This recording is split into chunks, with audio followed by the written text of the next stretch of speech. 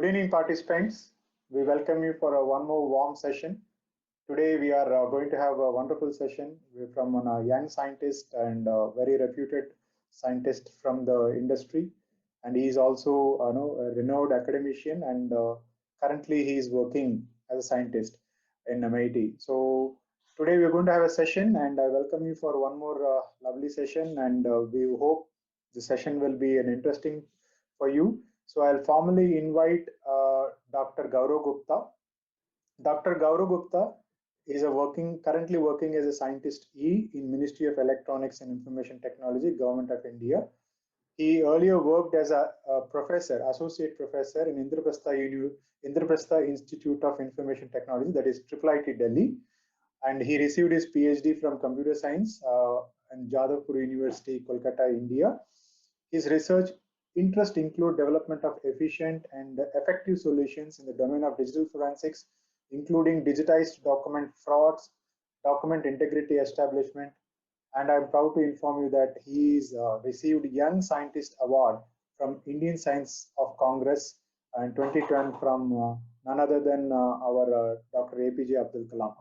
So welcome, sir, for this session, and over to you, sir. If you before going to the session, Dr. Atul Pandeyji, sir, you have anything to share or anything to communicate?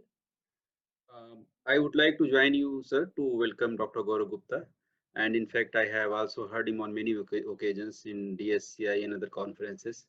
So hope to have a very thought-provoking and mindful session today. Thank you, sir.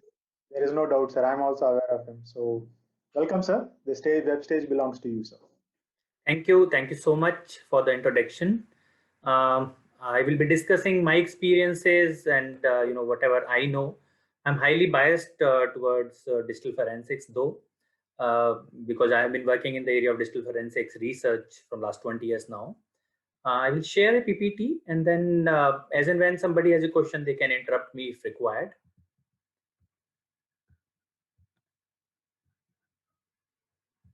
So can you see my screen and can you see my presentation? Yes, sir. Please. Yes, it is visible. Okay, so the topic which has been given to me today is, as per the schedule of the program, is nature and composition of cyberspace and its misuse for committing technological crimes. So when we talk about in context of this course, understanding what is cyberspace and how it is formed, and what are the key components of cyberspace, that understanding is extremely important to understand how the crimes are happening and how law will be applied to these areas and how forensic investigation will take place. So this is extremely important topic, and I will try to do justice to this topic by telling you what is cyberspace and what is its composition and how criminals are misusing it at every point of time. I will start with the agenda which has been discussed and decided was, we will discuss about how information and communication systems has evolved over a period of time. So we'll go in past and we'll see what is in present and how it is going to shape in future. We'll talk about convergence of technologies, because that is where the misuse of technology lies and how people are misusing it. We'll also talk about communication network and how they have evolved. We'll briefly touch emerging technologies, especially artificial intelligence, machine learning, cloud computing, and all the buzzing technologies which are talked about when we talk about digital forensics and computer frauds and cybercrimes. Then we will also touch upon how IT infrastructure and physical infrastructure is there, and what are the components which are important, which we must understand. And again, in the end, we will touch about what is surface web, what is a dark web, what is a deep web. These are again all the key topics which will form basis for rest of the course. Okay, so let me start with cyberspace. Cyberspace is a very wide concept, and it is at times misused also. People call internet as cyberspace, but it is little more than that. So cyberspace formal definition is that it is a concept describing a widespread interconnected digital technology. It is not only internet, actually more than that. So the term cyberspace has become to mean anything which is associated with internet and digital technology which are interacting with internet. So that is basically our cyberspace. Internet, on the other hand, is the network of networks. So I can have my own small network of computer inside my house or my businesses, and I can go and connect to all other networks, and these networks speak some common language.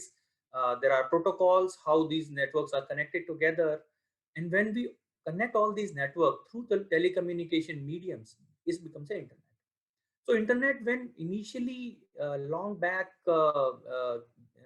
was outcome of a defense project in United States, where a set of scientists, they were trying to develop a network which they can use for communicating some secret information among themselves. So a set of university researchers were doing it as a project for US government, and from there it spin off, and now it is not controlled by one entity or one country. It is, as definition says, it's network of networks. So it is interconnection of networks, partly controlled in terms of how and this will be managed by some industry bodies. Like any other technologies, which we will see that, starting from since the mankind existed, whenever there is something new which is evolved, malicious people, unlawful people try to misuse it, and internet is no different. As and when it became very useful, people started to misuse it also. So more and more deep-rooted internet and digital technology and cyberspace getting weaved into our lives, more and more frauds, more and more crimes, and more misuse of this wonderful digital technology and internet is taking place. Ideally, this technology has power to shape the mankind, and it is impacting us big time. So criminals are trying to do malicious activities and trying to misuse this digital technology. And we'll see what are the components going forward. So when we talk about evolution, let's go back to, the earliest possible era. Mankind always wanted to do things, right? So humans started communicating with each other using words, pictures, inscribing things on, initially on stones, and gradually they moved on to paper and so on. So the idea was that we want to do something, and if it is inconvenient to do, I try to develop something better and move on to next stage. So stones, you can't write books on stones, right? If you have to write in bulky books, stones are of no use. So people developed new things. We had paper. Again, paper also had the limitation after a while, how do you transport and so on. The earliest possible thing which I can recall is, in the earliest possible time, people used to communicate using smoke signals. So we will lit up a fire and then use smoke to indicate, okay, somebody is going to attack, and so on. So it is in human nature that they want to communicate, they want to produce, ideas, and they want to write those ideas and want to communicate.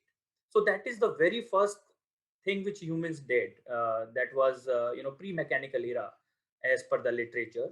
And that is where, we will see, people started to misuse things from there onwards. So smoke signals were first things which people were using to communicate. After that, let's say the very first misuse which I can recall is, let's say from a kingdom, somebody has to attack, and we have to send a message to some of the friends to help us, that okay, somebody is going to attack, help us, and I want to send it secretly. So what do? In that kingdom, they will select 5-10 people, shave the head of one person, write the message on his scalp using permanent ink, let the hair grow for 10-15 days, and then send out a bunch of people who will walk across. People will not suspect something, and once the person reaches to the other end, they shave off his head again and read the message. So that was the basic form of communication, disguised form of communication, which was once used long back. Post that came the mechanical era, when we had, papers, books. Then we started to make calculators. We made first computer, which was probably not electronic computer, which was a mechanical computer. Charles Babbage, invented that. And then paper and documents were widely used, and people started doing document frauds. So they were imitating documents, forging documents, and that all started long back with the mankind itself. So that was little history, and then, slowly we are reaching to era where, humans started to control and develop things which were useful. Earlier, the things were not useful in the mass sense. So, vacuum tubes, which came in early 90s, they were the first electronic gadgets. Through that, people again, started making electrical and communication devices.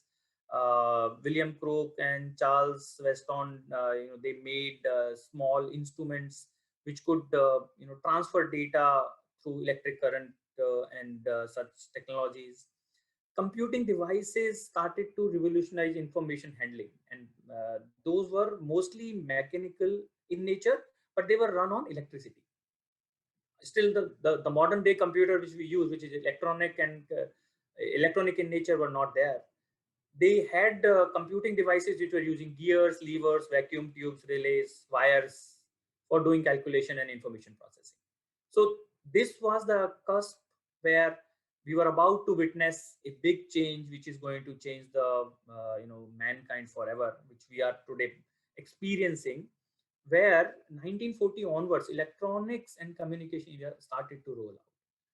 Wasn't there in full steam, but then we had first electronic components, communication components, and all these things started to see light of the day, which formed the basis for today's modern day information communication technology, which we are living in. Uh, why all these things were happening? The biggest reason, biggest driving force, I usually talk about this thing, which is why people want to develop new things, why technologies are developed, and how they are evolving, and what is the reason. The reason is convenience. Most users want to do things easy. Let's say if you have a computer which has gears, or which requires a big room, and then you have to do a lot of hard work, physical work to make computer do computing, you will not like it. So you want something which is easy. So therefore, convergence of technologies happen to provide convenience to the mankind, and this convergence for providing convenience is actually very complex. For example, your smartphone today. If you see, 20 years back, when I used to go for a holiday, let's say in 2001, I was carrying more than 8 to 10 electronic device. I was carrying a digital camera for taking photographs. I was carrying a handycam for taking videos. I had a digital diary for storing phone numbers, and Walkman, or a music device which can play something, uh, pager probably for sending some messages, compass for finding directions, and so on. So you can name, there will be close to 20-30 devices which one person can list, which could be taken, which are electronic in nature, which could help a human being, but they were all different. But today, if I have to go for a holiday, I will only carry my phone. It contains a camera, it contains a video camera, it contains digital diary, it contains everything. Whatever electronic device of 2001 could do, I can now do all those things with a single piece of device, which is my phone. So, but if you see the smartphone, it looks very simple to use, to provide convenience, because I don't have to carry 10, 20, 30 items. So it is cost effective in that sense. It is lightweight in that sense. It is more user friendly in that sense.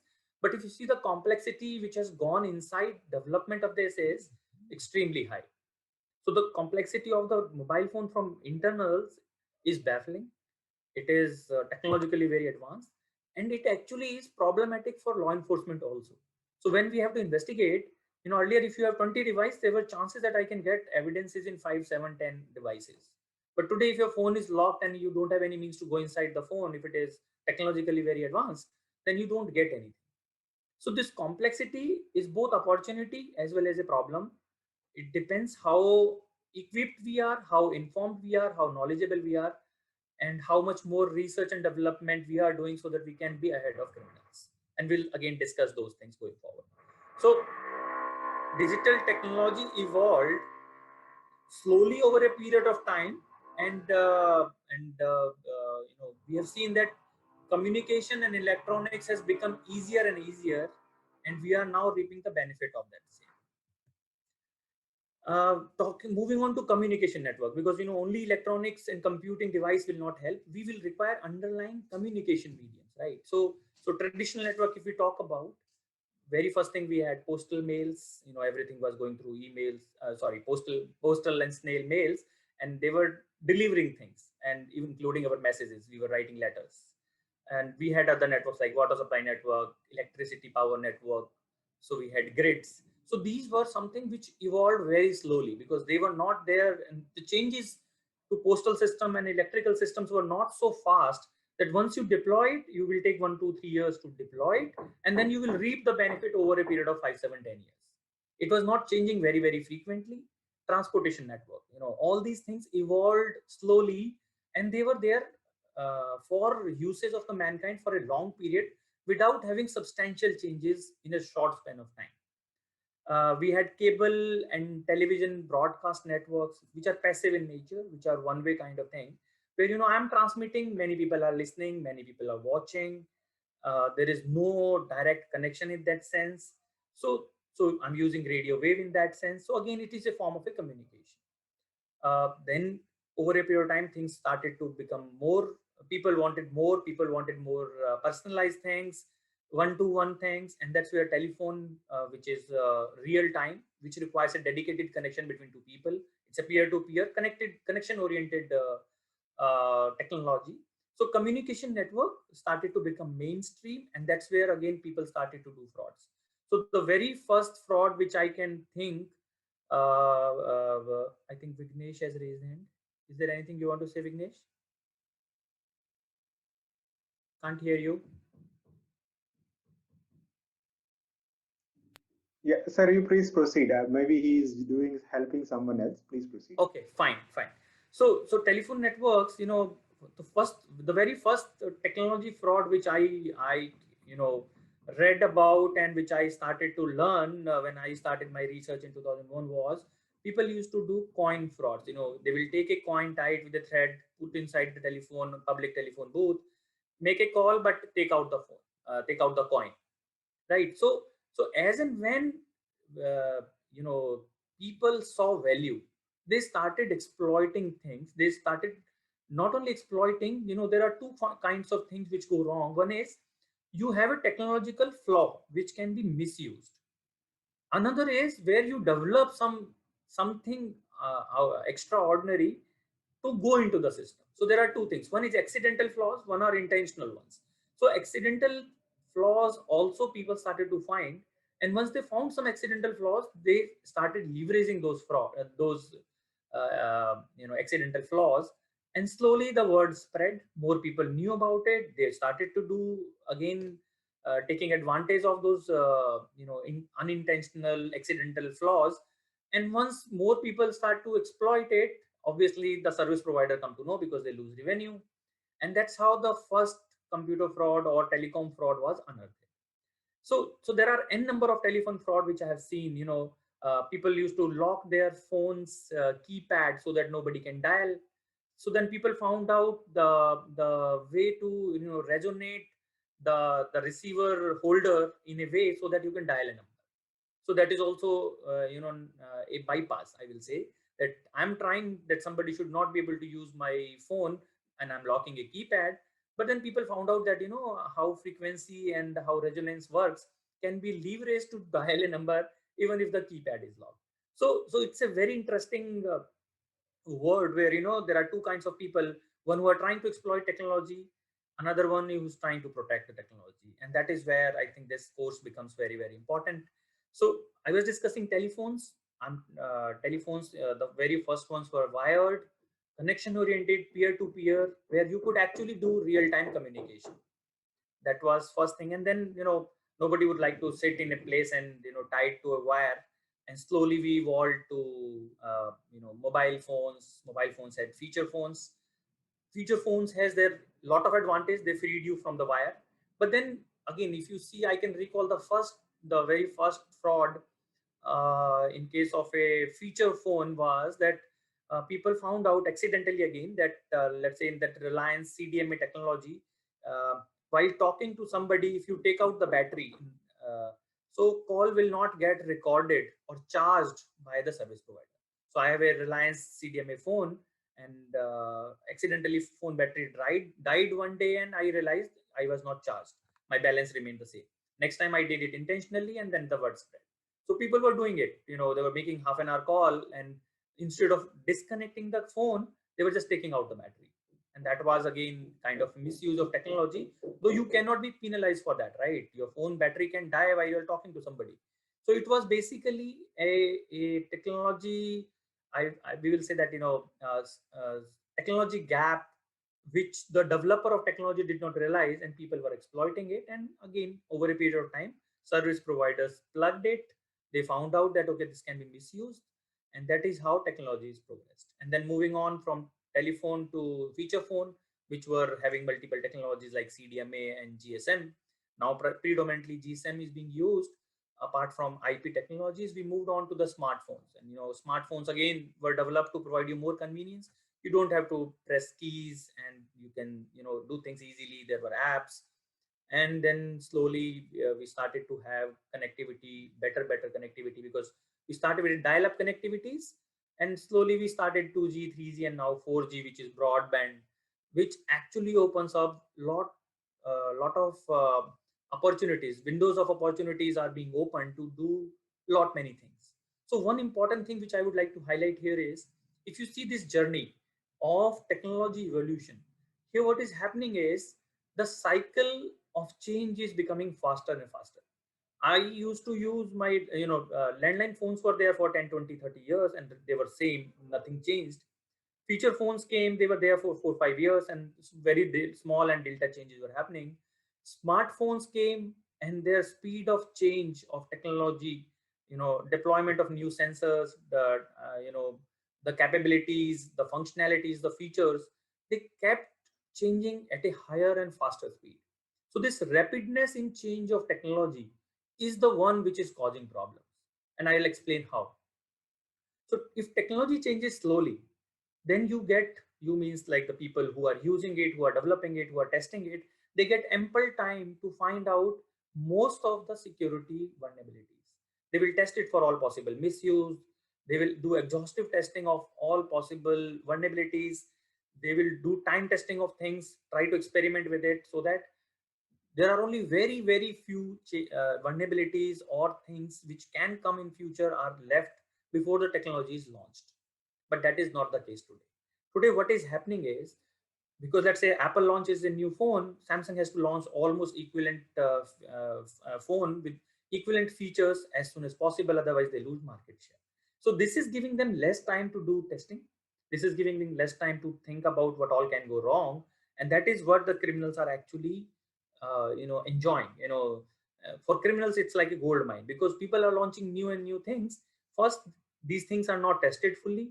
Second is, these things are not understood fully by the users. I'm sure that the phone which you have today, you may not be knowing all the features of the phone, and since you have not used some of the features of the phone, those features could probably be leveraged by criminals to do frauds. You unknowingly might be having some of the things on, which are, let's say, by default on, and since you are not aware about those, there are chances that a smart criminal will tap onto those features or to those connectivities and do some kind of fraud or exploit it for malicious and unlawful gain. So this is something very important to understand, that we need to understand technologies in detail, especially if we are talking about law enforcement and law enforcement agencies and judiciary and the people who are responsible for safety and security and investigation. They must understand what are the technological features, how criminals are leveraging it. That is very important, because criminals are very smart. They have a big network where if I'm a criminal, and if I find something of interest which can be used, I circulate it to all the counterpart criminals. So they have a very effective, efficient network through which the information flows, and that is where dark web, I think, which we will discuss in the end, is important. Dark web is the part of the internet where all these people who are malicious and who want to do unlawful activities, they exchange information and services and products. So we need to know, first of all, that what are those things which can be exploited by criminals, and if we found out techniques, methodologies, and the modus operandi of a criminal, we must also have an equivalent fast way to spread it among the law enforcement agencies. So that is something which I just thought I will highlight. Okay, going back, that we had traditional network which were moving on to the more modern network, communication networks like wireless technology. Wi-Fi has revolutionized the way we do work, because everywhere we have Wi-Fi network which is extremely high speed compared to your GSM or 4G or 3G which was there so far. These wireless connectivities are more stable, they are more they offer more bandwidth, they are cheaper, and hence they are preferred ones. We have public networks like telephone, internet, and 4Gs. We have private networks which are exclusive networks, let's say some internal bank networks like the ATMs of the banks, they have their own network. Military has their own network. Airlines has part of things which are their own network. We have Railtel, Indian Railways has their own network which also provides services further. Then we saw evolution of emails. Emails were till we got these WhatsApp and the other instant messengers. Emails were used for very long period of time, and they still form a bulk of evidence when we talk about conventional crimes, because people exchange a lot of information on email. They share documents, they share all sort of things on email. And when we talk about any investigation, be it a mobile phone or a laptop or a desktop or a server, email from the client of the email or to the server part of the email which is stored inside the company or enterprise network, they form very important part of the investigation. World Wide Web does not require any introduction, I think we all use. But understanding that how these websites work, let's say you just type www.google.com, this is the public interface, and but they also have something which is behind the scene, right? So a website is having multiple components. One is the face to the world which is being projected outside. Then they have their internal things where you can only log in, where you can only go if you have logged in, you have credentials, and you have been granted access, then only you can go in, right? So we have open internet, we have closed networks or groups where you can only go by logging in. Then you have connections, let's say you and me are friend on Facebook, then we can see each other, we can see part of information of people which is public, the rest part is only if you are connected you can see, and so on. We have closed groups, let's say Google groups or Yahoo groups, and all these chat boxes. So World Wide Web gives you n number of services. Some of them are very popular and some of them are evolving, and depends on who is using it, right? Like criminals have some closed networks. There are then they're very interesting way of doing fraud. Let's say we found in some cases two terrorists wanted to communicate with each other, but they were not sending emails to each other. What they were doing is they shared the password of each other's account. So what one person used to do is he used to compose an email, but do not send it. He will save it in draft. And now the other person, since he knew username and password, he will log into the same account and read the mail from draft email. He is not sending it to the other person. A is not sending to B. A composed it, saved as draft. B logged in into A's account with A's credential because they shared these credentials and read the email. So it never traveled in that sense. So they, criminals try to deceive law enforcement agencies also. And that's where investigation becomes challenge until we understand what all can happen. That is very important. So starting from World Wide Web, where we had websites as a primary source of information exchange, there were now very interesting peer-to-peer encrypted solutions like WhatsApp, where two parties can talk to each other, and it is not because the amount of data is more as claimed by the service providers. They're not storing data at the server, so that's why after a while probably they say they can't share. So these kind of new things, apps, more than web pages, after a while apps will be used, because apps are like customized information dissemination kind of instruments.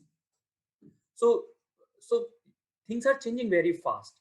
By the time you develop solution, by the time you understand how one particular technology is working, there is a new technology which is adopted, it is completely different. We need to now understand it in detail. We need to now develop solutions which can be used to investigate these, and all that will form part of this course. As I've seen the syllabus, and these are the things which will be discussed during the course of next many months during this course. So then moving on, we have today video on demand kind of services, which are again having some issues because it's very difficult to control and regulate them.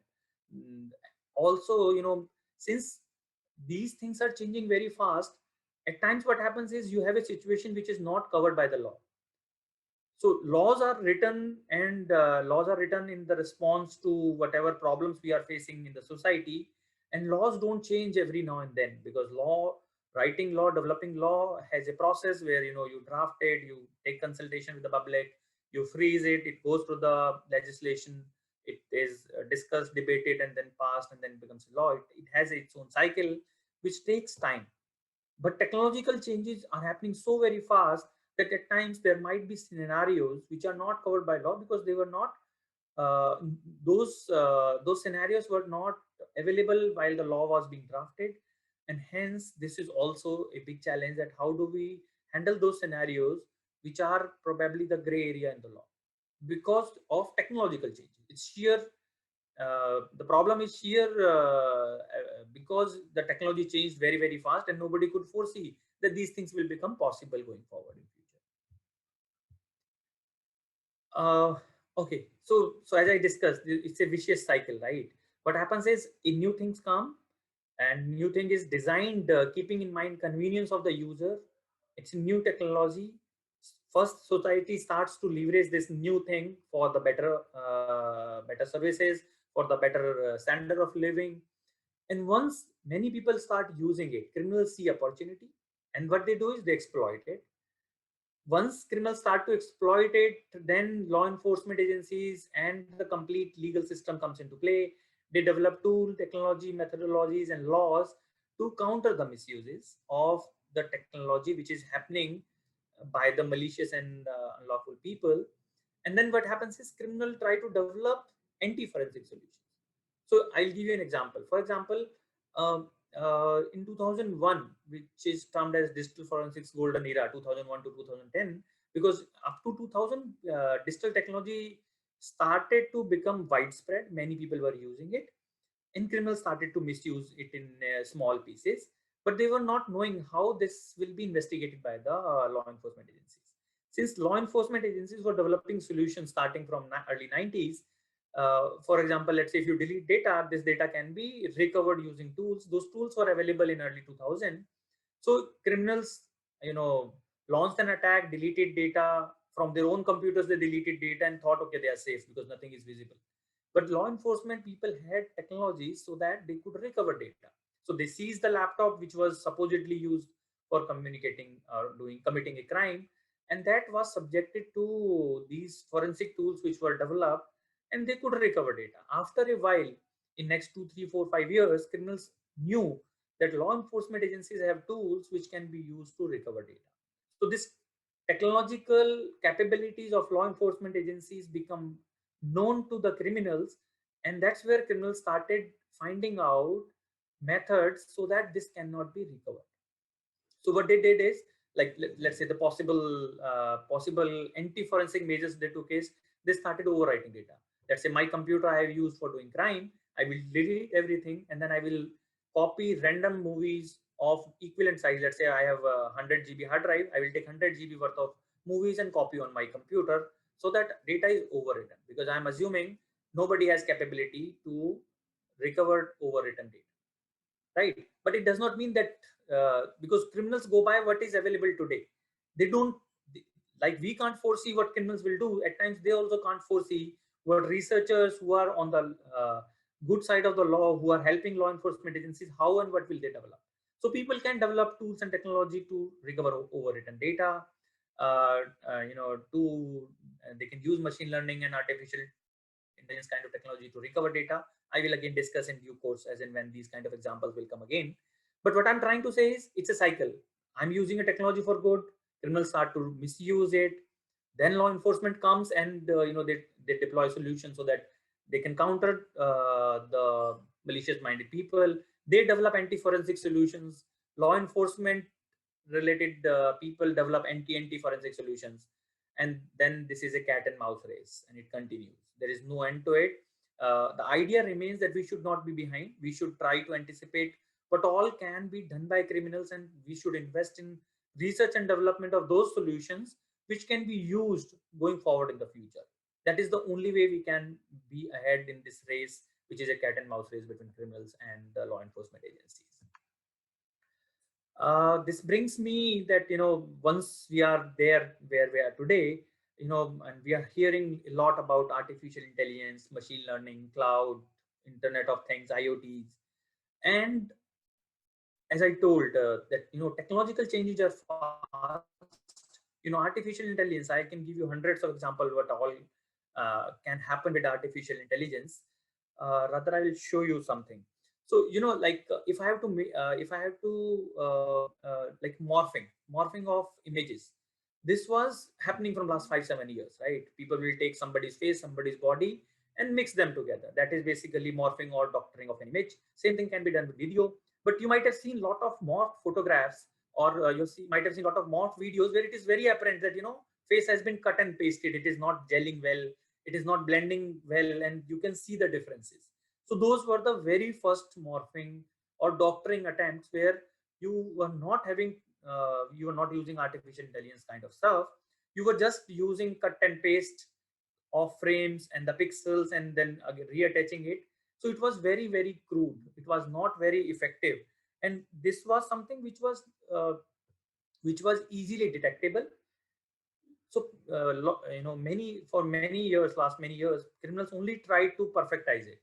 But suddenly came the breakthrough, where one person who started using artificial intelligence and machine learning to learn how to fuse faces and bodies and documents and photographs and videos together to make it realistic, extremely realistic. And that's where this artificial intelligence and machine learning started to play a role. I'll discuss a brief about what is artificial intelligence and what is machine learning.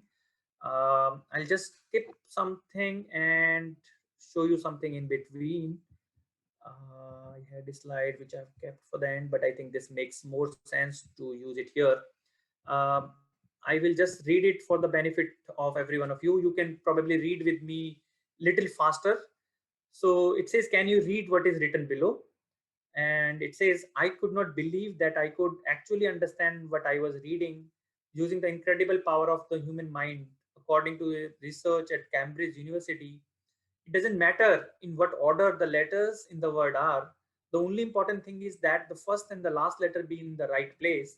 The rest can be a total mess, and you can still read it without a problem. This is because the human mind does not read every letter by itself, but the word as a whole. Amazing, huh? Yeah, and I always thought spelling was important. See if your friends can read it too. So see if you just read it quickly, you can actually read complete sentences. The grammar and the language and the letters placement is a complete mess. And why it is happening? Because we are intelligent human beings. The very important property about human beings is they are very intelligent, and we are applying our intelligence while reading these lines. And that's where the word artificial intelligence also came, right? We want to make computers intelligent enough so that they can mimic what we are doing. And that is where I'll go back to where I was. So what we are doing is we are developing systems which can mimic our skills and try to do things which we are doing as a human beings. And that's what the artificial intelligence is. So what we do is we learn from a lot of data like this. So if you see if you see what I just read, if you give it to if you give this to a 5-7-year-old kid, he will not be able to read because he doesn't have enough experience. He's intelligent, but he will not have enough experience and enough capability to store that much data in his brain for the short term and read it very easily. So he may read part of it, not completely. So similarly, artificial intelligence requires a lot of data, which is the right data where I will give him the right images and the wrong images and can tell computer this is right, this is wrong. I will give them labeled images and they will learn the difference between two so that in future also they can do that.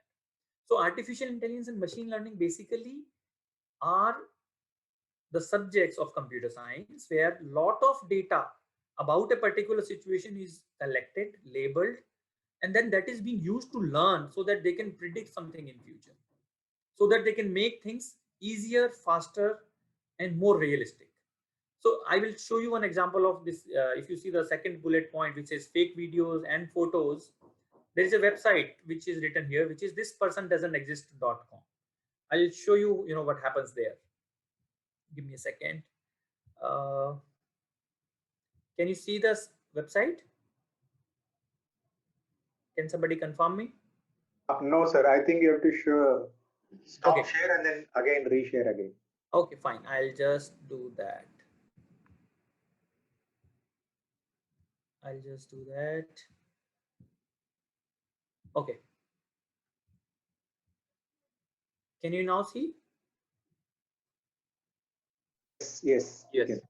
So this is a website. It says this person does not exist.com, right? I'm just refreshing it.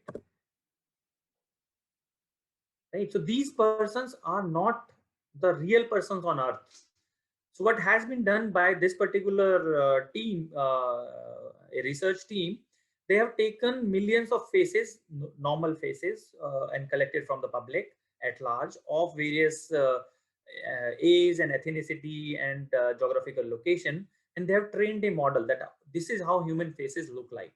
Now I will keep refreshing it, and you will see it will keep showing you faces which are for us like extremely real, but they are not the real people faces. They have been generated. If you see on the right side, it is saying imagine by a GAN generative adversarial network style GAN2 and all these things. So GAN is a technology which is artificial intelligence technology, using which they have learned how the faces look like, and now they are randomly generating these faces based on that program, which is an artificially intelligent program.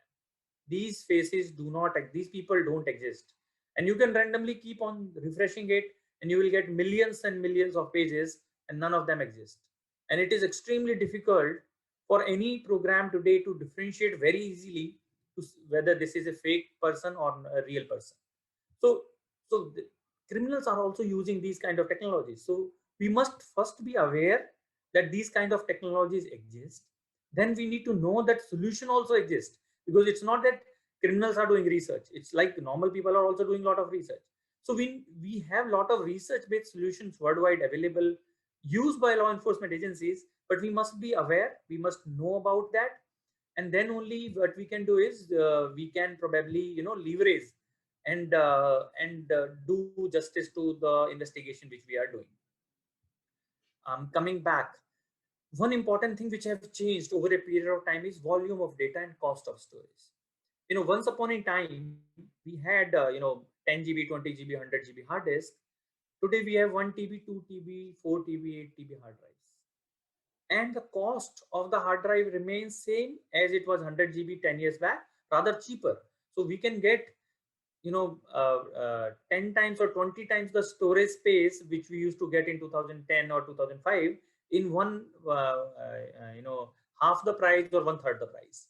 As well as size, the size of the storage media is shrinking fast. My pen drive can store close to 1 TB of data at times, and it's a very small piece of device. So since volume of data is growing and cost of storage is coming down, the problem is when I had 100 GB hard drive, I was careful on what to store and what not to store. I was not randomly storing everything. I was not storing garbage in my hard drive. I was only storing useful information, right? But today, since I have enough space, I will just store each and everything. I will never delete. For example, let's say if I go to a friend and he has 5 or 10 movies in a folder, I will request him and I will copy it onto my hard drive. Then to another friend, if I want to take some other movie, I will not select that, okay, out of 10 movies which the other person is having, one of them is there in my first folder with which I borrowed from other friend. I'll rather copy all again. So there is lot of duplicacy of data on a storage media, and that duplicacy is not going to help in investigation. And there are no solutions today which, so what happens is 100 GB hard drive you have to find when you are investigating, there will be 8, 10, 20 files which will be useful for the case. Rest of the files are not useful. So let's assume in a 100 GB hard drive there are 1 million files and only 20 files are useful for the case. So you have to find 20 files from 1 million files. But today I have 1 TB hard drive which will contain 10 million files. My case in files, relevant case files will still be 10, 20 only. So what you have to find from 1 million earlier, now you have to find from probably 10 million. So your complexity has gone higher. Tools will take now that much more time, and that's where the delay happens. When forensic lab has to process, they have to process complete 1 TB or 10 million files to extract those 20 files. Since they have to find small number of files from big chunk of files because of volume of data and cost of storage being low, it becomes difficult and time consuming, and that's where we require a solution which can probably investigate, which can probably do all these things faster. That is something where a lot of research work is happening, and in next 10 to 12 months or 24 months we will have a lot of solution which will increase the speed of investigation and do something about volume of the data which is being processed, while ensuring the admissibility of the evidences are kept intact. That means the hash of the data remains same. Fake videos and photos, as I told, this is a big concern, because fake videos and fake photos are used for pornography. They are also used for generating fake news. You might have seen one news item which was there, I think 2-3 years back, about Putin and Trump's face being merged together. I think I can try to show you that also. That is something which is important and which will help us understand things better. Give me a second.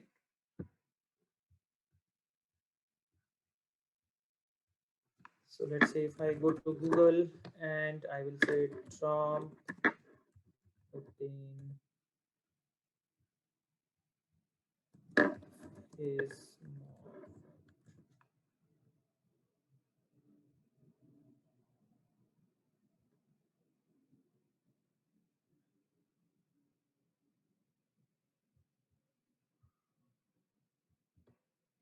so if you see here, can you see it?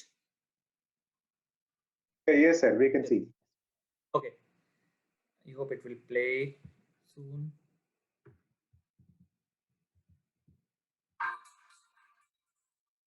This is some ad coming in between. I don't know how to skip it. Okay, it's gone.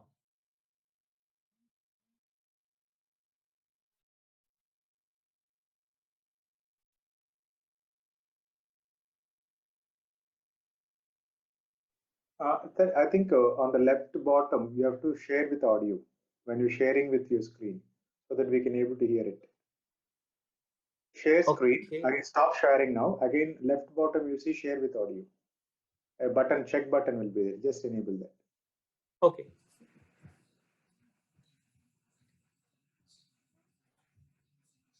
Just a second.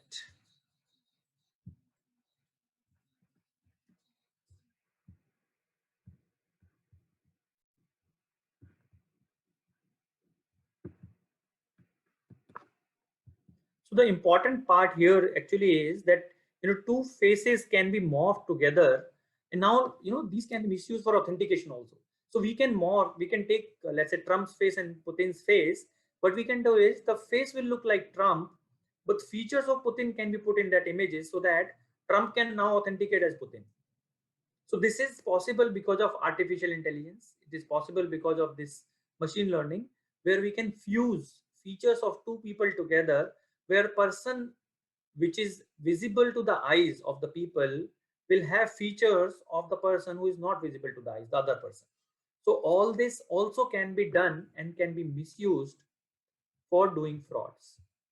That is the important point which I wanted to highlight here. I'll go back to the slides. Okay, so fake videos, photos are being generated using artificial intelligence and machine learning using GAN kind of things.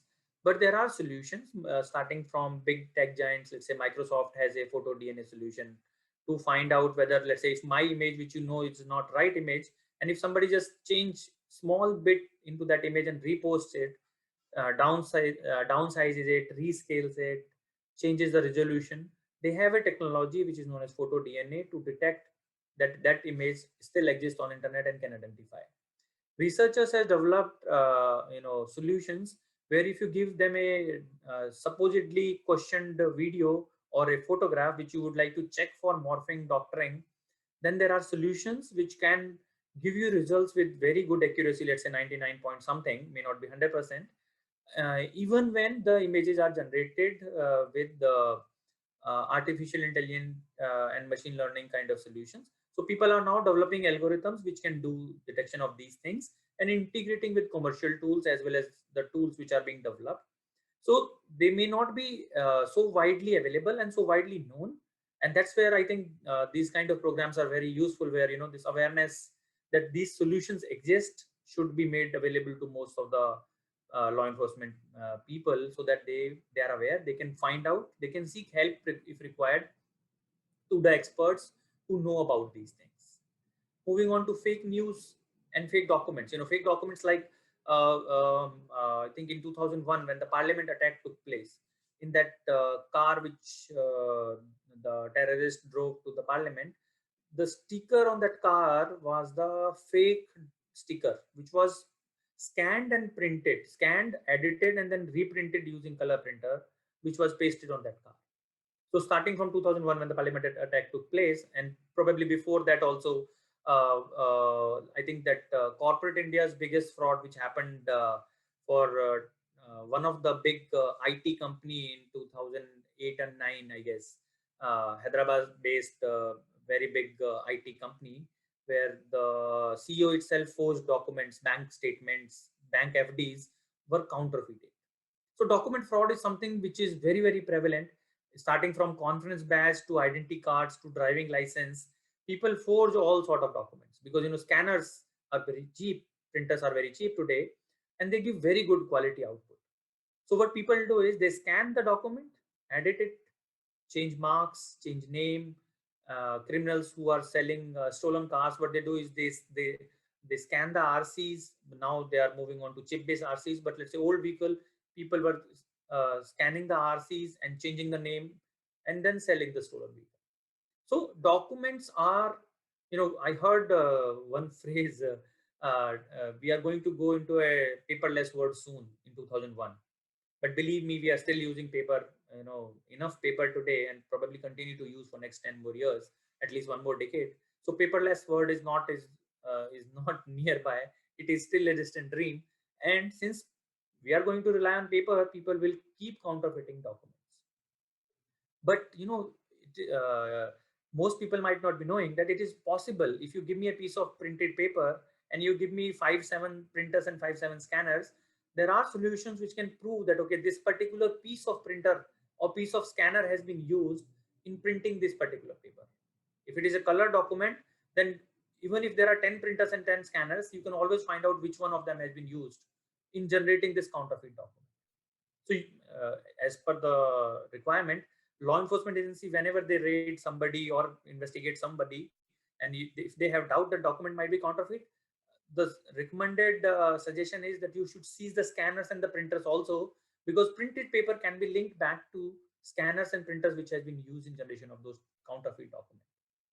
So this was about documents, and these fake document detection solutions basically are image processing solutions.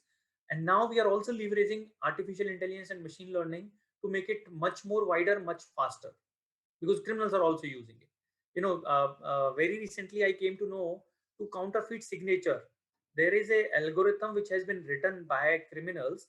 What it does is they have trained. What they have done is, let's say if criminals want to forge my signature, what they will do is they will take my previous 100 signatures, scan them, and give it to the computer to learn. Computer will now learn how my signatures are being done by understanding the pixel and the slant and the size of the stroke and all those things. Computer will extract the primitive information.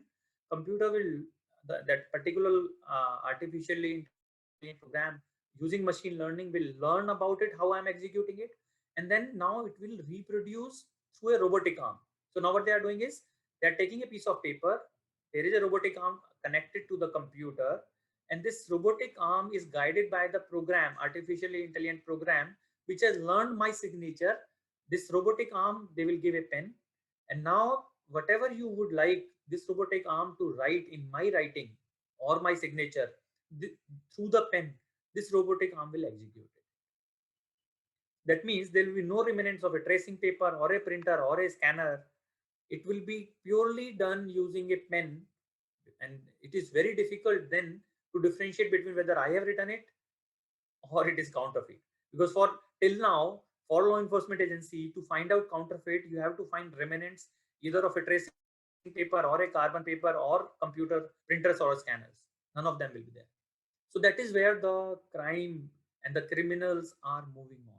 In future, extremely sophisticated crimes will happen, which will baffle the user as well as the law enforcement agencies at times, that how it might have been done. Until you are sure that technology is moving in that direction, until you are aware that this is possible, probably you will not even investigate from that angle. So the idea is we must know all possible ways a criminal can do crime, so that we can leverage that to develop a solution and can take precaution accordingly. Okay, next comes NFC, near field communication. This is something very interesting. You might have seen all your credit cards, debit cards come with a Wi-Fi related, your card has a Wi-Fi signal. Basically the tap cards, you can tap, right? You can tap any device up to a certain amount, and the transaction will happen without touching it and without giving a pin and all those things. One more related example is car key fob. So these days cars have car remotes which are in your pocket, so you don't have to even press a button, and if you're near to the car and you open the door opens. Reason is that car key fob is transmitting signal constantly, and as and when it is near to the car, it opens the car. You don't have to do anything. Only thing you have to do is that particular car key fob should be near to the car, especially in your pocket, and then this is the convenience, right? That's where instead of keys, these manufacturers are developing technologies that using near field communication, your car key fob communicates with the car door and it opens. Assumption is, if the car key fob is near to the car, it means you are the real person and you are there. Now what criminals are doing is, what happens is, whenever most people go back home, they put their car key fob into the key holder, and guess what? The key holder is mostly at the door, near to the door, right? It is not in the center of the house. Typically it is just near to the door. So now I think the modus operandi which criminals are using to do this near field communication fraud is, they have two devices. It's like a walkie-talkie kind of devices which can receive and send signals. So now what happens is, in this case, two people are required from the criminal side. One criminal goes to your house near to your door, another one goes to the car, and hoping that your car key fob is in the key holder which is near to the door, which is there, let's say, in out of 100, 20, 30 people will definitely have it within near to the door. And now what happens is, this device captures the signal which is being emitted by your car key fob, and then it relays this signal to the other device which is there with the other criminal who is standing near to the car. And since it is constantly transmitting, it is constantly relaying, and your car doors, the other device is playing it to the car door, in 5-10 minutes, depending on from 10 seconds to 5 minutes, depending on how good the signal strength is, car door opens. Similarly, they can also start the car and drive away. So they don't have to even break a glass or do anything fancy, even though you're using these kind of things, your car is being fooled to assume that car key is inside the car, whereas it was only the signal which has been relayed. It may not work with all models, but it is working with some of them. And criminals will keep devising methods like this to do frauds. It's basically comes under a category which is known as side channel attack. It's an attack which is under the side channel attack category, and there are a lot of side channel attacks which I can discuss. One prominent example is olden days, when we had those desktop computers and the keyboard which used to make noise when type, key will give out a sound, right? So the very first popular side channel attack which comes to my mind is, uh, let's say I'm a criminal and I want to know what a person is typing who is, let's say, boss, who is the CEO of a company or a big officer in government. What I will do is, I will buy a very small microphone and attach it to the window of that person from the outside, the glass window. Now, whatever you are typing, the sound of your keys can be captured by this microphone, and this microphone can relate to 100-200 meter range. Where, let's say, I'm sitting in my car in 200 meter away from your office. Whatever you are typing, I'm just listening to the sound of the keystrokes, and those keystrokes with 98 to 99% accuracy can be converted to what is being typed. It's a known, very well known, very stable research which has been published widely, and that was used to understand and find out what people are typing, including the passwords, the login details, and the credentials. It also works for ATMs, right? In ATM we have 4-digit password, and when you press the key, when you put your pin, it makes sounds, beep sounds. Those beep sounds are DTMF tones. And like specially enabled people who can't see, they this has been made for them, right? If they have to use ATM, by hearing they know what they have pressed, but a criminal can also decipher it. So a criminal has to just now pick your pocket or replicate your card somehow. Pin he can just hear out.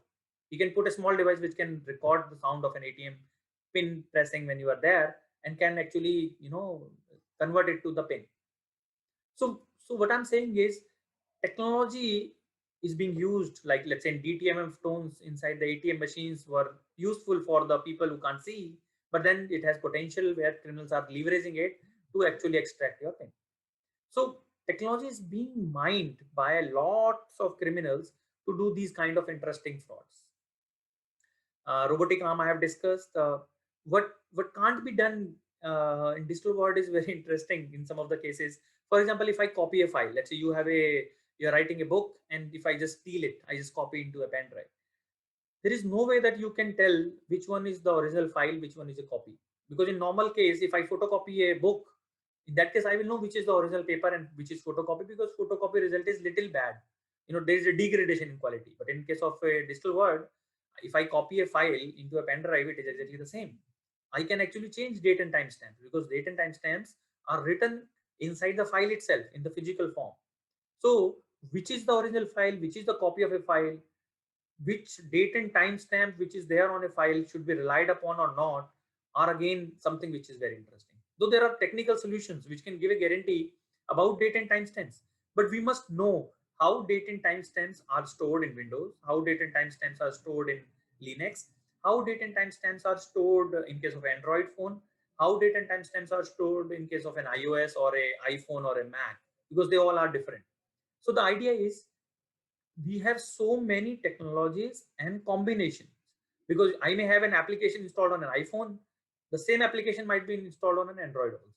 So if I see the combination, there are enormous amount of combination which can be made, and that is where the technological challenge comes for the law enforcement agencies. Again, as I told, there is a big amount of awareness and research and identification of tools and technologies which can help law enforcement is being done. The biggest challenge which I foresee is the right set of people knowing about the existence of technology. Many people are not aware about what all solutions exist which can be leveraged, and that is most important. We have to keep updating, because every day there are new frauds, every day there are new ways of doing frauds, and every day there are new ways of investigating frauds. So it is a very demanding field where stakeholder has to keep themselves updated, keep attending awareness programs, training programs, and programs where you can strengthen your information and knowledge, and probably read on their own also, because I will also share some of the websites which keep publishing latest technological developments in the area of digital forensics. Device and person identification and fixing, this is very, very important. It's like, if you take a photograph, let's say if there is a photograph which I'm disputing, okay, let's say there is a photograph of mine which has been taken without my consent, and it is malicious, it is I have objection on this photograph, this is objection containing an objectionable content, and if a law enforcement agency has to investigate it, the first thing they should do is to try to find out which phone, which camera has been used. This is known as source camera identification. For every photograph, there are millions of pixels, and there is a small lens in the camera, or a phone camera which has been used to take this picture, and all this phone camera have a sensor at the back end. That sensor is responsible for generating the image. And as we might have seen that it is 5 megapixel phone, 10 megapixel phone, or 24 megapixel phone. These megapixel is nothing but how many many pixels can this particular camera can differentiate. So higher the resolution, more the number of pixels. Now let's say 32 megapixel means 32 into 1024 into 1024. So that many pixels are there in that one single image. Now what happens is all physical devices have something which is not working fine.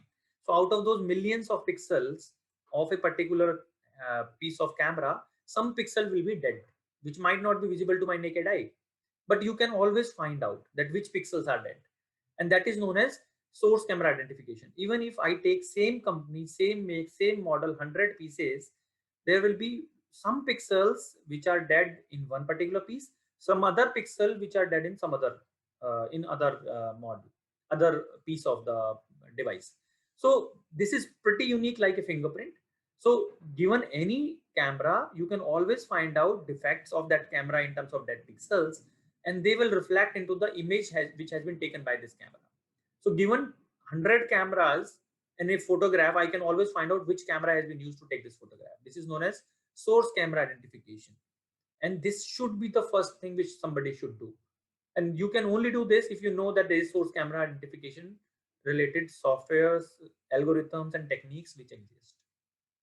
So I just thought that, I will highlight that as we all talk about principle, Locard's principle in case of digital forensics, which says that every contact leaves a trace. So a picture which has been taken by a camera or a device, the picture will have trace of that camera. In this case, those traces are the dead pixels. So as Locard principle say, you should always try to start your investigation keeping in mind that nobody can come into contact of an environment without changing it, and this change should be identified, this change should be quantified, and there are solutions, methodologies, tools, technologies available to identify and quantify this change, this trace, and this exchange of information which has taken place between the suspect and the device which has been used to do this kind of question document, or this kind of image, or this kind of a document which has been generated. Right. Then I think next important point is there are a lot of problems related to counterfeiting of currency, because of which I think demonetization took place. Counterfeiting of products. If you go in market, you are getting same product in 20 rupees and 120 rupees also. That means one of them is counterfeit. We have discussed already that handwriting could be counterfeited, video could be counterfeited, images could be counterfeited, news is also being counterfeited. So counterfeiting is there in everywhere, because as we have now discussed multiple times, technology provides opportunity to criminals to do it very neatly, very, very realistically. Since they can do it very neatly and very realistically, they will do it. And it is very difficult by our, for a normal human being to differentiate using senses. We cannot differentiate using our eyes, using our ears, or using our senses, because technology is doing and producing the result which is more than which is of quality which is more than our eyes and our senses can differentiate. So we need to have solutions. There are solutions. So if you go to forensic lab, there are solutions which can always find out counterfeits. Problem is, forensic labs, they require a lot of investment. They require tools which are bulky. The technology takes time. So the current set of technology, tools, and methodologies are slow, expensive, and hence not available widely. What we need to also do is, which is also happening parallelly, is we need to develop solutions which are effective, efficient, and portable. So can we develop a solution which can work on a phone itself? You don't require a very bulky or very costly device, so that you can narrow down out of 100 products or 100 images or 100 videos, you can narrow down, okay, these 5 require further investigation, which can be sent to the forensic lab. So we need two set of tools, one which can help law enforcement do all these things effectively, efficiently at the crime scene, and then out of the selected ones which are having more potential of having evidences which are more prone, which are more problematic, can be sent back to forensic lab for full investigation. So this is also something which I thought I will discuss and identify and highlight. I will move on to the next slide. Where are we moving now? Technology, as I discussed, convenience through convergence. Users will continue to ask for convenience, and hence technologies will keep changing, providing that convenience. Initially, we were typing using keypad. We can touch. Then came the voice. Probably going forward, you will have phones which are disintegrated, where you can think and probably they will type, right? So I can foresee, I'm trying to predict that, iPhone 14 or 15 would not be a single piece of device which you can, hold in your hand. It might be that, something in your specs, something in your pocket, something in your wallet, and it will be a disintegrated device which you can probably wear, which even may not be visible.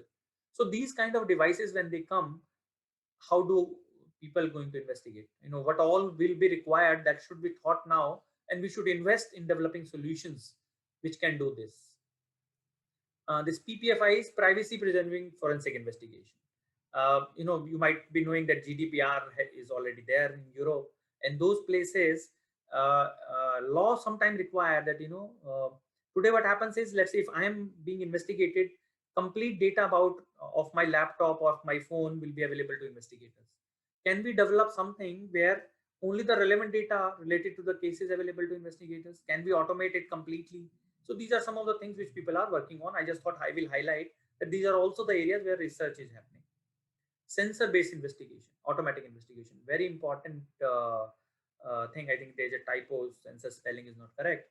Okay, so you might have seen in that Gauri Lankesh case where, CCTV footage, people were, let's say there is a CCTV footage where 5 people are there, but they are not footages of low quality. You can't recognize faces, you can't identify people. In that case, most of the time this CCTV footage is of no use, right? Because we can see, okay, 3 or 4 people or 5 people going, but we can't identify them, we can't find their faces, we cannot recognize them. What should we do? There is a technology known as GAIT, G-A-I-T. It is basically the way you walk, the size of your stride, the length of your legs. Basically, it's like if we know a person well. Let's say if there is Amitabh Bachchan coming to from the dark, you can still find and realize, know who the person is. So we can recognize our friends if he is coming from dark, because we know the walking style of that person. So it is more than walking style. A biometric pattern is generated of a person based on how he walks, how he looks like, what is the size of various things, what is the angle of the ratios and the angles of the stride, length, folds. All these things taken together can be used to train a mathematical model which can then identify a person. It has been recently done in a case, I think Gauri Lankesh case, where people were identified using GAIT.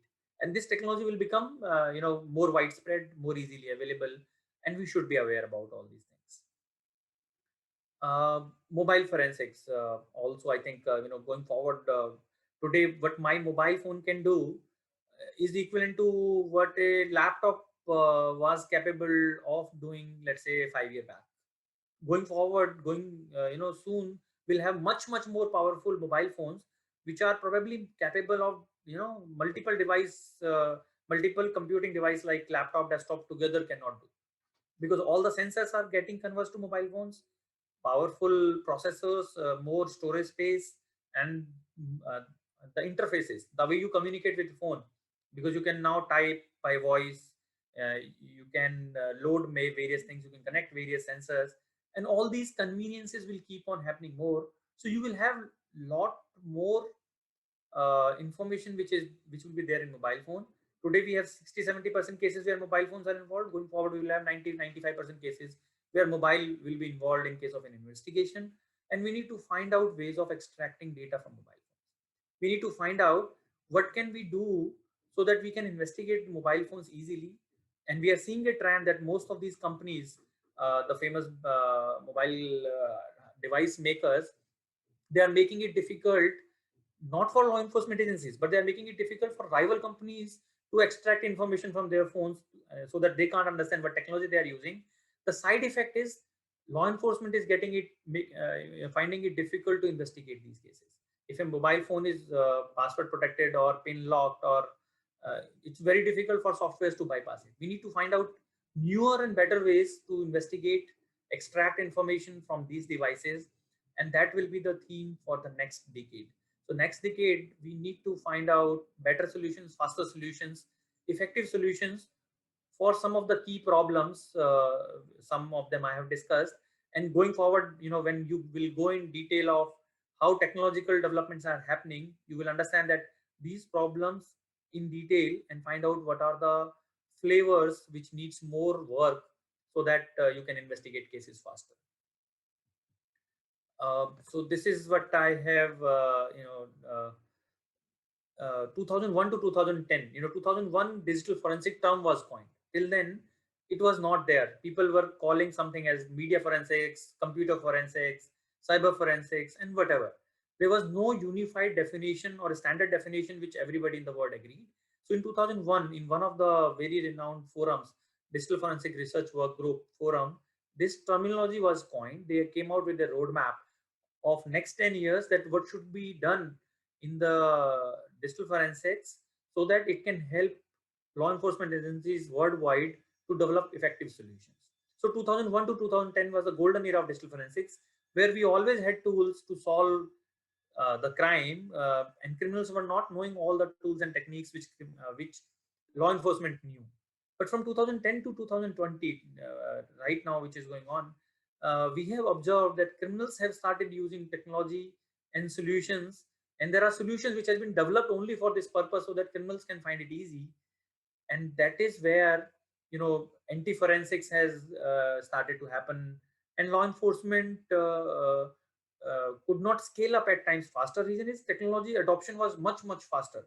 Everybody suddenly started using technology. Smartphones, nobody expected that even a rickshawala will use a smartphone so soon, because the cost came down, connectivity became very cheap, and everybody started using it. That's where the number of frauds, number of possibilities of frauds increased, and law enforcement takes its own time to understand, scale up, and uh, uh, develop solutions and capabilities to handle these kind of things.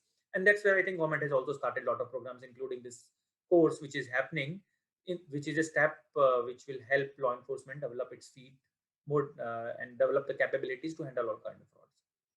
So what I foresee is 2000 next decade, that is 21 to 2030, it will be re-emergence of golden era of digital forensics fueled by research. So that means the key thing is research, and here we will require help of all the people, including especially people who are attending this course, because they can help researchers find they can help researchers in terms of identifying what needs to be solved. As a researcher, they are solving anything and everything, but law enforcement agencies, judiciary, and all the stakeholders onto the investigation cycle can tell what are the problems they are facing.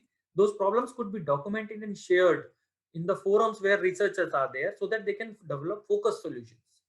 That is what my request to this August gathering is, that whatever problems you are facing, the real world problems, because you may be having tools, technology, methodology, but there might be gaps. Those gaps should be clearly identified and documented and shared back so that somebody can solve those. Somebody can develop solutions and methodologies which can help you, do these to do away with the gaps which are there in digital forensic investigation. So why digital investigation works? The answer again lies in the same thing, that user needs convenience and development time is short. All these companies are having a race where they have to come out with their tool or their solution very fast in the market, or with their technology. So that's why technology will have some loopholes which will be exploited by criminals, but then they will also help us. For example, Microsoft Office, let's say Microsoft Word, starting 90s till 2003, it has a feature that whatever you will do, it will auto save by default. So if you write something and then delete it, it will still be there. It will not show you, but those changes are there in the back end into the physical file, and nobody knew about it. And that was a gold mine for forensic investigators. So there are side effects which which are there in technology, which help law enforcement agencies also. So we must know what are those loopholes in technology which can help us. For example, in mobile phone, since this type 3 USB has come for charging, which basically uses power delivery protocol, there are certain models of the phones where you can bypass OS and directly extract data. Certain models, there is a PDP exploit which is available, which was last year discussed in a conference in IFIP Digital Forensic Conference, where researchers showed that 10 to 20% of the smartphones using USB 3, you can bypass and extract data without requiring a pin, without going through the OS of the phone and extract data completely. So that's a loophole of the power delivery protocol, PDP-3 protocol. So we must know all these things, and we require which are solutions which are effective and low cost. And this is an important fact. This also requires investigation, which is that human psychology is developed over a period of time. Our brain doesn't evolve very fast. It takes generations for our brain to evolve. But we are today, it is a result of evolution of human brain of 100 years, hundreds of generations. And this technology is very new. Technology has not seen even 3 generations, right? So generation prior to mine knew little bit about technology. The generation next to me probably is born with the technology. So technological impact on human brain evolution is pretty new, and brain is not able to evolve so fast as the technology is evolving. And that's where a lot of frauds are happening, and that's where psychology and the brain evolution and the impact of technology on human psychology should be studied, because that can also help develop effective solutions. That is what is being done, and I just thought to highlight that. This is I'll just okay. So based on whatever I have discussed so far, so how the frauds are happening, they can be classified in 3 major categories. First is use of digital technology in conventional crime. For example, let's say I connect with all of you with an intention to rob your house. What I will do is I'll come to a society or or a function or some common social gathering, and then distribute something free and tell them, okay, you connect me with on Facebook, and I can probably keep informing you about free schemes which we have. Let's say some people connect to me on Facebook page of mine, which means whatever they will post on their Facebook page, I can also see. Now, let's say they post that I'm going for a holiday for 5 days. This is a post they have posted on Facebook. It tells me that their house is open for robbery. Nobody's at home. So this is a conventional crime. I'm only gathering information using Facebook, but I'm going to do conventional crime. Whereas we have a new set of crimes, which is computer frauds and cybercrime, where technology is leveraged. For example, net banking. Net banking was not there 30 years back. So if you have to do a robbery in the bank, you have to go to bank and do robbery, or you have to do a bank check fraud. But today you can do lot of other frauds. You can do phishing, where you can set up a bank-like website and send the link so that you can get the credentials. You can probably scan and print a bank check, which is using technology. You can probably try to hack user's account. You can also send virus or a malicious program to user where a keylogger is there, which will record all the keystrokes of the user, and that can be used to do fraud. So there are variety of new frauds which are possible today, which were not there earlier. So computer frauds and cyber crimes which are happening. Cyber terrorism, I think everybody knows, where terrorists are using cyberspace to do to impact large number of people. Let's say somebody hacking a grid, power grid, and switching off the lights and those kind of things. And IT Act and other legal tools are there. I'm not going into the act. I am aware that law related stuff has been discussed with you in detail. So I'll refrain from going there. So when we talk about a crime, there are 4 aspects to it. There is a motivation, there are entities, it happens because of an event, and there are some impacts. This is important to understand the anatomy of computer fraud and cybercrime, so that you can understand where all you can get evidences. Motivation is something where you will not get evidence. So I'll go fast. Motivation is what? Money, revenge, terrorism. These are some of the motivations. New motivations are intellectual satisfaction. Let's say a 13-year-old boy hacks NASA. He doesn't intend to do a harm probably, but he wants to show off to his friends that I can hack NASA. So it is like an adventure in few cases, sense of feel of achievement. I want to show to the world that I am somebody. I can do something. Infancy of Digital Forensics and IT Act. It was there once upon a time. I think slowly this is going away.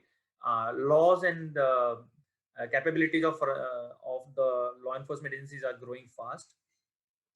Okay, so this is important. It says that at times I do fraud because chances of being caught are less. I'm doing it anonymously. I'm doing it remotely. I'm using a Tor browser. I am connecting from, let's say I'm sitting here in Delhi. I'm connecting to a proxy server in US, and from there I'm routing and attacking somebody in Bangalore. So I think virtual nature gives me a feeling that I may not be caught, and it will not also cause me a lot of guilt. So it looks like a low risk, high gain method because only thing I require is a laptop and an internet connection to do a fraud, which may not be true, but it feels like. So this is a feeling which is generated in somebody who's doing crime, that it is safer way of doing crime, which may or may not be the case because investigations can always reach up to them. That's where these are some of the motivations which people have while doing computer frauds and cybercrime. This is important when we talk about entities involved in a crime. It is source, target. So let's say somebody, I'm sending a virus to someone else, so I'm the source. I'm sending virus to somebody, but it is going through multiple nodes. I'm connecting to my email, I'm connecting to intermediate servers. So those intermediate servers as well as target and source all combined together will have evidences. That means my crime scene is now very big. It is the physical crime scene was very small. It was very easy to secure that. But in case of computer frauds and cybercrime, crime scene is all over the place, geographically very wide, because I need to find out source, target, and intermediaries, all three places. An intermediary could be more than one. And that's where the challenge lies for digital forensic investigation. What are the possible events? Some of the possible events we have mentioned here, like you connect somebody unauthorizedly. You are not supposed to connect to particular IP, you connect to it. You try to steal information, you try to tamper the information, you try to destroy the data. All these are form of crime. Planting evidence. Let's say I'm working in a company, I changed the date and time stamp. Let's say it's a BPO which has 8-hour shift. In my shift, I try to change the date and time stamp and then do fraud so that it will go into somebody's account, not mine. I was not there at that point of time. Denial of service. At times people say, okay, I don't want anything, but I want to cause denial of service. They write programs which do all these things. Initiating terrorist activities, obvious, so I'm not going to detail. What are the impacts? Impacts are far reaching, irreversible at times, devastating also at times. Loss of money is common, but loss of time and reputation. So if I cause denial of service, it is not only causing time, wastage of time of thousands of people, it is tarnishing the image or the reputation of the person who is probably going to conduct that exam or that service. So denial of service can cause mental harassment. Cyberbullying can also happen. It has impact on economy. Let's say if somebody hacks into the grid and turns it off, it is basically devastating for the economy also. So there are far-reaching, devastating consequences. Hence, we need to take it very, very seriously. So these are some of the challenges I'm listing which are required, that we need to bring more efficiency in digital forensic investigation. And one way to do it is by knowing what all exists in this world of digital forensics. And I think this program is the right step in that direction, which is making people aware, which is connecting and giving a person like me an opportunity to tell you what all I know, what all exists in this world, which can help digital forensic investigation. We need to do something about unsolved cases. As I told you, if you can tell us what all are the problems you are facing, what all you cannot solve, what are the dead ends, we can try to develop solutions for that. We can develop more proactive digital forensic solutions. We can develop less costly solutions, portable solutions, effective solutions. This is something which I thought I'll discuss. So we will always be in game. Law enforcement agency will never lose out, even if we might not be able to solve certain things today. But what will happen is tomorrow technological changes are so fast that if we are not able to do something today, we will be able to do it tomorrow, or else technology will change for both criminals and for us. They also have to move on to new technology, and we may be having a solution for the newer technology. So speed of change is both good and bad for both the parties, right? And future will be faceless and very complex, which means we may have more opportunities to investigate. We may have more avenues where we can get evidences. Only thing is we need to be more aware. We need to be more open to learning. We should look out for latest information on our own. This I think we have discussed, so I'll skip this. So as I told, criminals are very creative. They are developing solutions which are using a lot of creativity, like phishing website.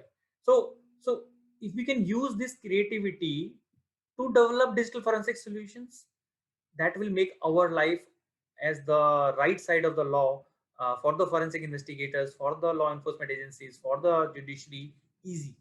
And that is what we should do. With this, I will stop and I will take up the questions which you may have. Thank you. Thank you, sir. Thank you for the session. We have a few questions. I'll read it to you. We are not allowing live questions, but for the reason we have Okay. a huge participants, we ask them to post the questions in Q&A section. So we are receiving now lots of questions. So Mr. Rakesh Kumar, he is asking this question. Law is not keeping pace with the evolution of technology. As investigators, even if with the help of updated technology, we may place the evidences as per the norm, but it would be futile as the court may not rely on such evidences as per the law of the land at that time. Suggest a way to overcome that. So okay, so I'm not a lawyer though. So what I know about technological solutions admissibility is there are guidelines. There is, let's say, DOTS guidelines. In a case in US, I think they had the same issue, and in that DOTS guideline, they told that solution should have at least 3 or 4 parameters. If they fulfill those parameters, then the solution can be admitted in court of law. The conditions were that error rate of the solution should be known.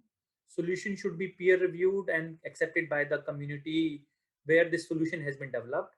Solution should be time tested. That means sufficient number of time has passed so that those technology has been evaluated. If there is any counter argument or by the community of that particular solution, they can find out flaws, and those are discussed and plugged, and then that technology can be used as admissible technology in court of law.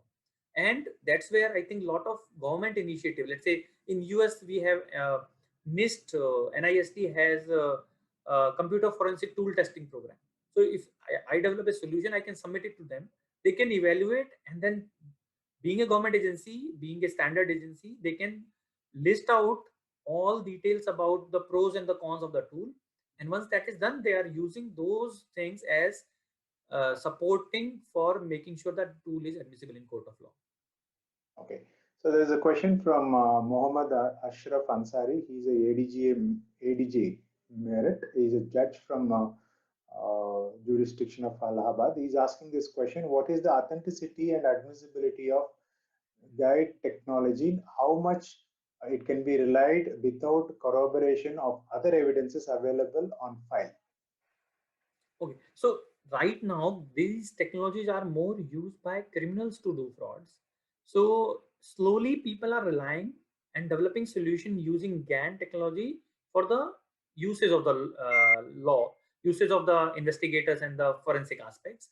So but again, the answer remains the same, that whenever you develop a solution leveraging GAN to investigate a particular fraud, you publish it, you get it peer reviewed, you get it tested by submitting to the forums, the standard forums, let's say NIST and computer forensic tool testing program. And once it passes those tests, then it is safely assumed that it has passed the test of time and it has been accepted by the community, and it can be used in court of law. Okay, so there is one more question, interesting question from SP Assam Police, Mr. Brij Das. He's saying, sir, is there any mechanism to investigate a dark web or collect browsing history of Tor? Okay, sorry, I think I missed dark web. Yeah, so when we were talking, so I think I missed this particular topic. We have normal web, which we all browse. Then we have deep web, where only those people can reach who have access, let's say some closed chat groups. And the dark web is that part where criminals try to trade their services and offerings. What happens is it depends on the resources. So when we are talking about dark web investigation, at times it is dependent on the knowledge of the person who is doing fraud as well as the knowledge of the person who is investigating. So if I'm extremely smart criminal, I use multiple layers to hide my traces. It might be time consuming and difficult, but it will not be impossible to investigate. So you will require a lot of cooperation from intermediaries. Reason is, whenever I'm doing something, some traces are being logged by telecommunication devices, some routers, some servers somewhere. So for doing investigation, at times we will require some cooperation of those service providers whose services might have been used by as intermediaries while doing those kind of activities. Right. So there's a question from Ajay Pratap Bhatt. He's working in Calcutta Customs. He's asking, sir, please elaborate any other legal tool except IT Act 2000 dealing with cyber crimes in India. I'm probably not competent to answer this question. Uh, Other than IT Act, you might apply all other acts. Like, if there is anything illegal in any act, you can always use that act to define that illegal activity. For example, let's say stalking of a woman. It's a crime as per IPC. So if you think that that particular section should be used, then that particular section should be used. So anything illegal as per any act can be used to book the crime. IT Act is a special act which provides you some of the scenarios which are probably not covered by other acts. Okay, there is very interesting feedback. One person is giving you feedback. Thank you, sir. The session is very important and much needed, but he could not attend fully. He is requesting us to view the recorded version in the LMS. We do. The session will be recorded and it will be uploaded. It will be available in the LMS. All the recorded past sessions were made available in it, so you can attend when you are in duty. So the next person, Mr. Venkatesan, he is also appreciating you. Says that, sir, first of all, thank you very much for delivering one of the finest lecture. We thoroughly enjoyed it. It would be it was told during the lecture that it would be possible to identify the printer from which a particular document was printed. Could you please elaborate the procedure?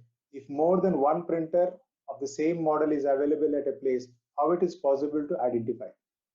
Yeah, so this happens to be my part of my PhD work, so I can definitely elaborate. I can actually take a complete session on this topic, how to detect the counterfeit document and link it to scanners and printers. Basically, a scanner and printer, when they're printing a piece of document, they're putting ink using either spray or by a drum.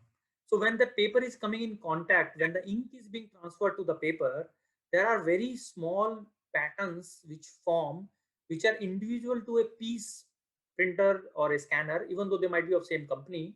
You can't see it by naked eye, but using microscope, you can get those patterns. And there is a literature available, and you can contact me. I can tell you in detail about how individually out of 10 printers we have to identify one particular piece of printer which has been used in generating a particular piece of document. Even though we might have two printers of same company, same make, same model, they will have different signatures which are coming onto the final outcome. Okay. You can also search this on if you write my name, Gaurav Gupta, Digital Forensics and Document Frauds, you will get literature where the papers has been published which contain details about all these things. And you can always contact me. My mail ID is there on the screen. Right.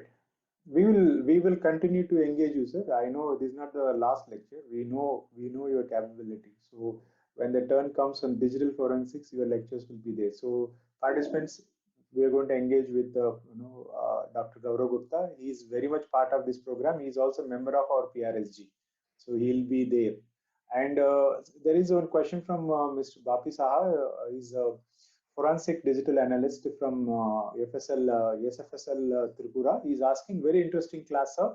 My question, sometime we find a file with 1970 date EPO time stamp, but modification time on current date.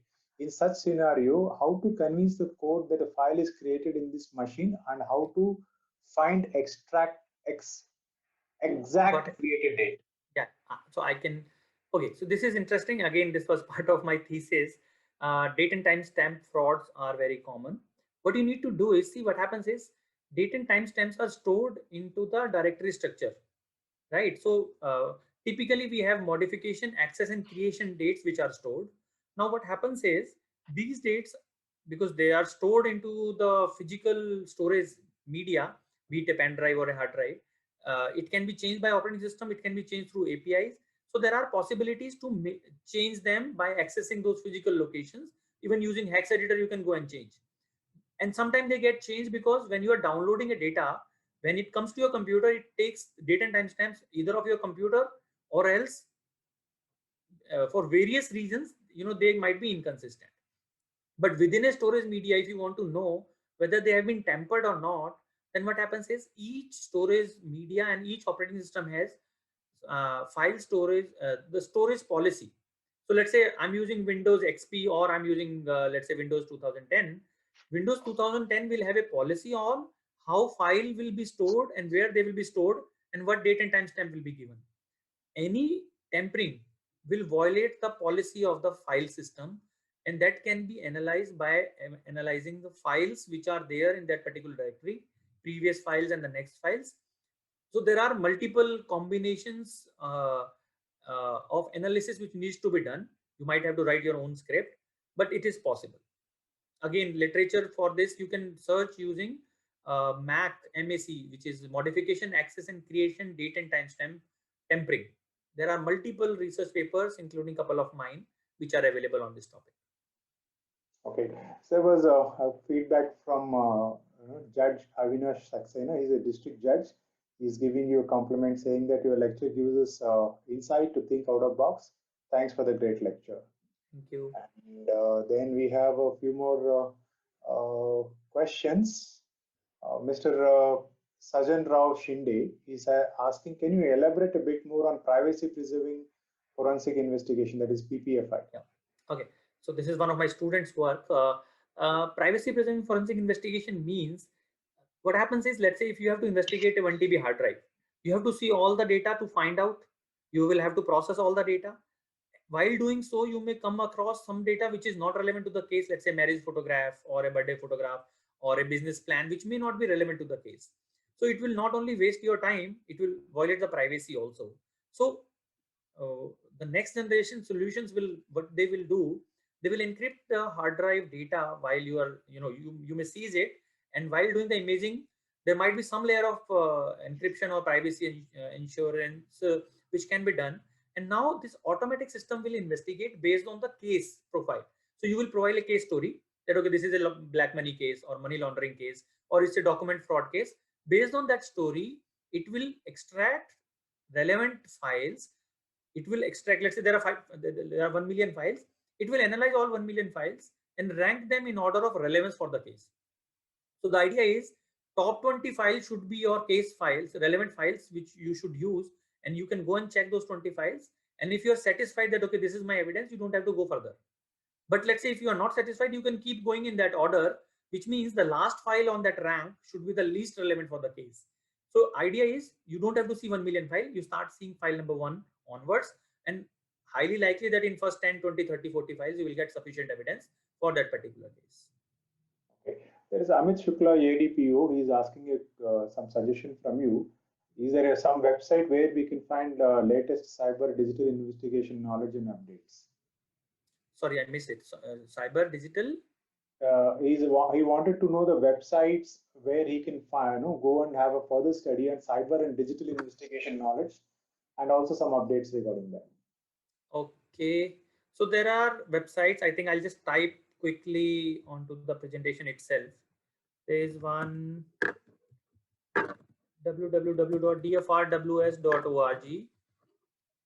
Then there is one which is IFIP Digital Forensics 11.9. I'll reshare the screen.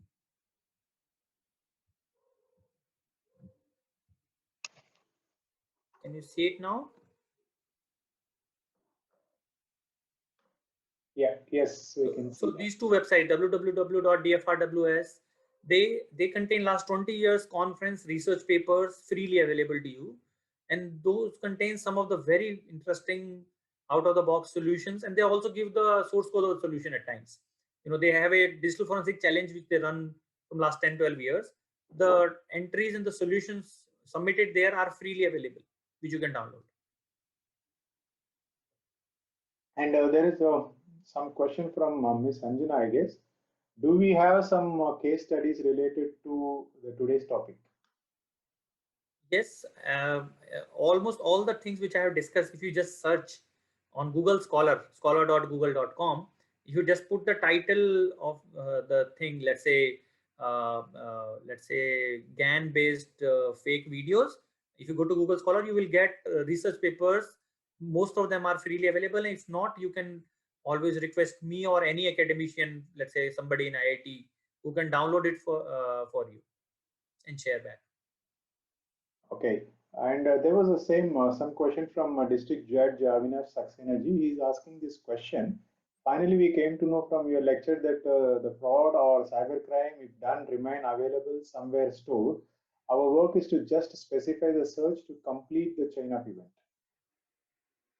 Yeah, so as Locard principle says, whatever you do, you will leave some imprints that may or may not be quantifiable with today's technology. For example, let's say let's assume that DNA was discovered in one particular year, right? Before that also, let's say if I do murder of somebody, my hair was found on the crime scene, let's say in 1840, and if DNA was not known, my hairs were there, but you could not use it using DNA.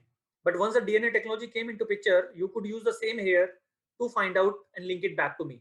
So there might be certain scenarios where technology might not be developed yet, but people are working on. So some of the technologies exist to find those traces, and some technologies are being developed and will keep on developing. So according to me, no case is unsolvable. It may be the case, it may not be solved today. Maybe a year or 2 year or 5 year down the line, technology will be there to use the existing evidences and solve the case. Right. So there is a question from Sasanka Kinker. He's asking this question. He's appreciating you for a wonderful and informative session. What do you think about the easiest technical method to identify the fake news, photos, etc. posted online? Right. So it is a complex thing. Let's say if I talk about fake videos, so I will tell you. So one very crude way is number of eye blinks in a video. If you record your own video, let's say my video which is being recorded, if you count number of eye blinks in a normal scenario, it will have a particular range. Fake videos will be either too many or too less, because that has been edited, and that's where you lose. So this is the crude way, but then there are technological solutions depending on what is fake. It is edited or compressed. For example, in a video where Trump was shown hitting uh, uh, a news reporter, there what was happening is he was not hitting, somebody slowed down the frames, and that information was extractable, that this video was not tampered completely. Particular frame was slowed down and inserted again and again to give it a different meaning. So it depends what the question is. There are solutions which are there, which can be used uh, in a particular order to answer a particular question. Right.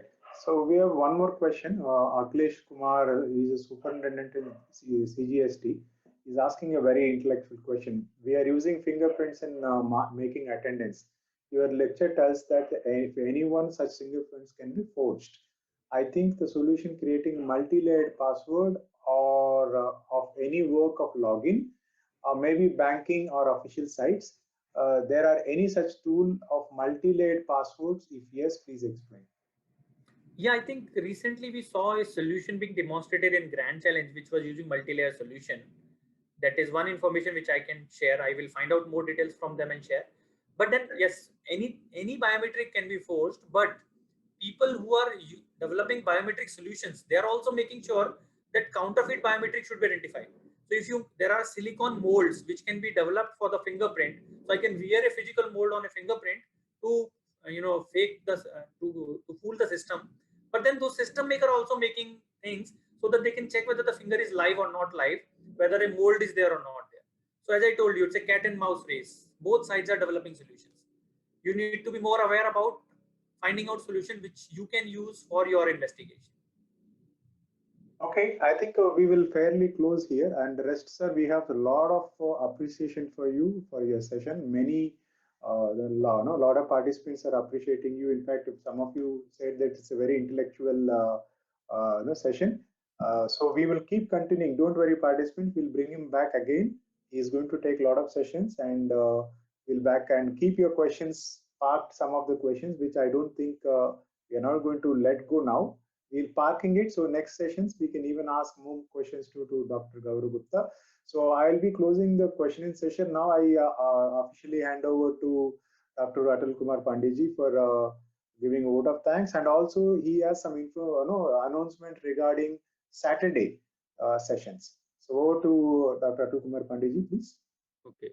So first of all, I would like to thank Dr. Gaurav Gupta for accepting our invitation and delivering such a wonderful session. And in fact, sir, you have shared, and in fact, you have generated the interest, and because we have got so many new things to learn in your session. And I think this discussion would revolve around all the modules when we would be dealing with the laws as well as technology, for example, AI, blockchain, and other issues. Even I think how to collect evidence from all these devices. So it was really a very informative session, and we are highly grateful to you for being with us this evening. Thank you for the opportunity. Yeah, thank you, sir. Thank you. Saturday, we are holding a conference on 20 years of the Information Technology Act 2000 at NLI Bhopal. So I would share the link through LMS, and I invite all of you to participate in this particular program if you have time. I would particularly request to all of you to attend the round panel discussion in the evening. That would start at 4:30 and would continue till 5:45. So I think I will share the link through the LMS, and I wish to invite all of you to be part of it. And here we are trying to discuss what we have, what are the problems, and what are the solutions that that has been offered by the, what are the problems that have been addressed by the Information Technology Act, and what are the solutions that could be that could be developed, and which could be suggested to the ministry, maybe through this conference. So we are trying to bring from experts from the industry, law enforcement, even legal profession, and I think we would have a great discussion on these issues. And it is not like that a particular issue would be discussed. It is all about the I mean analysis and uh, overall achievement of the Information Technology Act and related laws in last 20 years. So I wish to invite all of you, and I request you to please join that. Thank you. So I'm giving you a small information. Saturday, the session will not be there from 6 to 8. Instead, the whole day session of 20 years of IT Act celebration link will be shared with all of you. As per your convenience, please attend the session. I encourage you to attend because this is a very good session. Very nice sessions were actually scheduled in that. And 4 to 6, as Dr. Atul Kumar Pandiji said, we will be having a round panel discussion. So we will allow you to interact.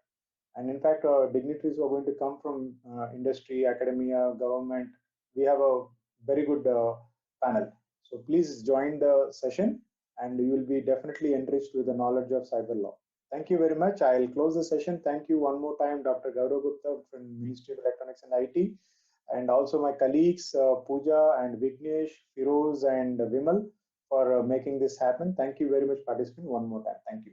Yeah, thank you.